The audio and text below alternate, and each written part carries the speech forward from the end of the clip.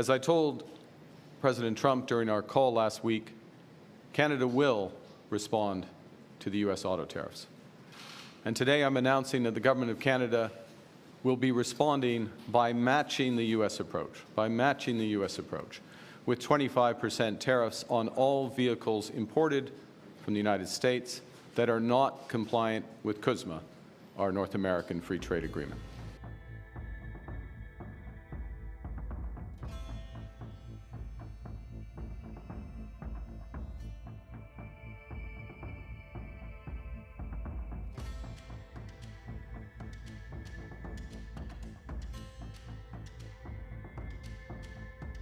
The ambition of these measures is enormous.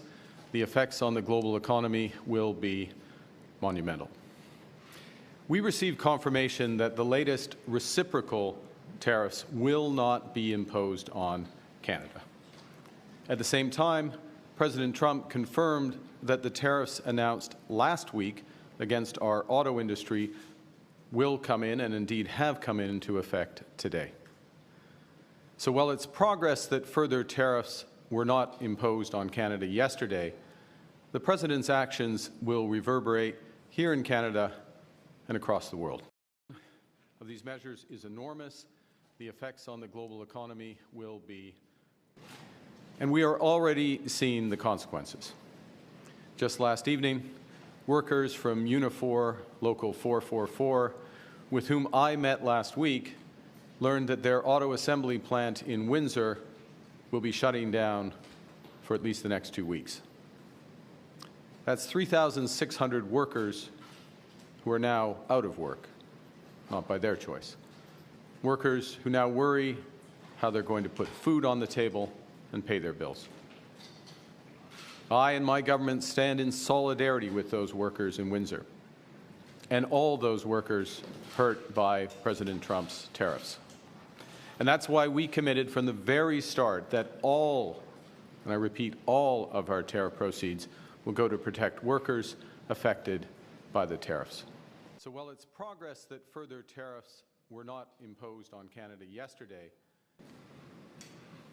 yesterday's actions by the U.S. administration, while not specifically targeting Canada, will rupture the global economy and adversely affect global economic growth. The global economy is fundamentally different today than it was yesterday. The system of global trade anchored on the United States that Canada has relied on since the end of the Second World War, a system that, while not perfect, has helped to deliver prosperity for our country for decades, is over. Our old relationship of steadily deepening integration with the United States is over. The 80-year period when the United States embraced the mantle of global economic leadership, when it forged alliances rooted in trust and mutual respect, and championed the free and open exchange of goods and services, is over. Well, this is a tragedy. It is also the new reality. We must respond with both purpose and force. And while they have been imposed under different premises, we will fight to bring each of these tariffs to an end. We're fighting in courts, challenging that these tariffs have been illegally imposed under U.S. law. We have filed disputes underscoring that they are in violation of our Free Trade Agreement, CUSMA.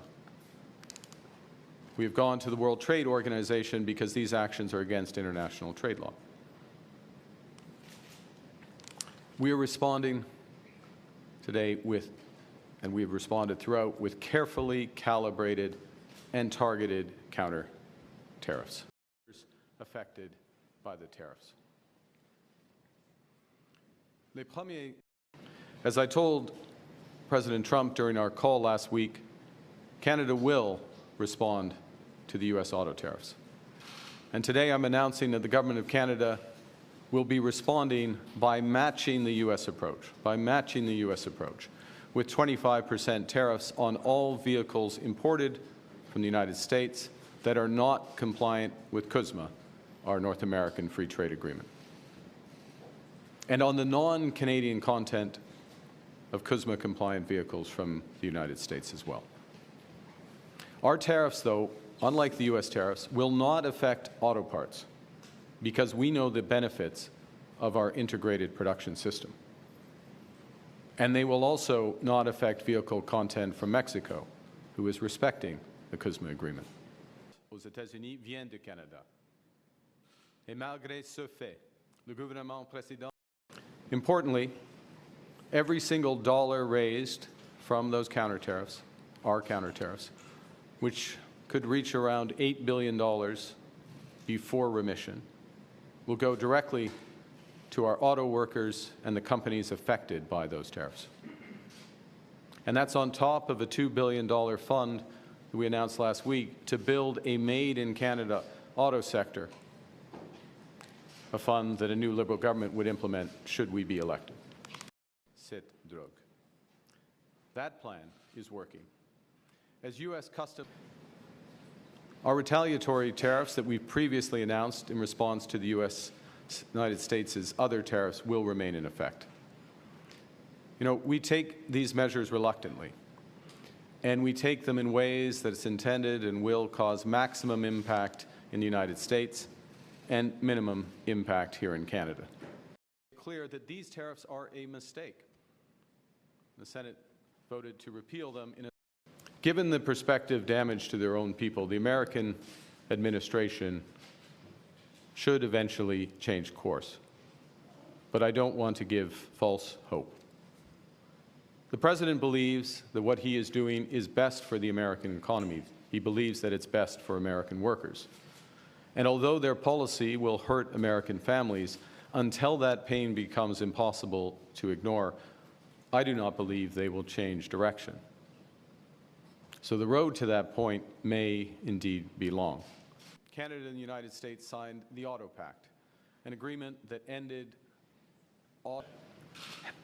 trying to have a discussion, given the scale of ambition of the United States, given all the measures they've taken, not just against Canada, but against the whole world, that we are not going to make progress if we try to focus on only one issue. We need to reset the overall relationship. We need to set the boundaries around that, where we're going to work together, reestablish confidence, first and foremost for Canadian workers and their families, so that they know where their careers are, where their jobs are, and then more broadly for investors in business.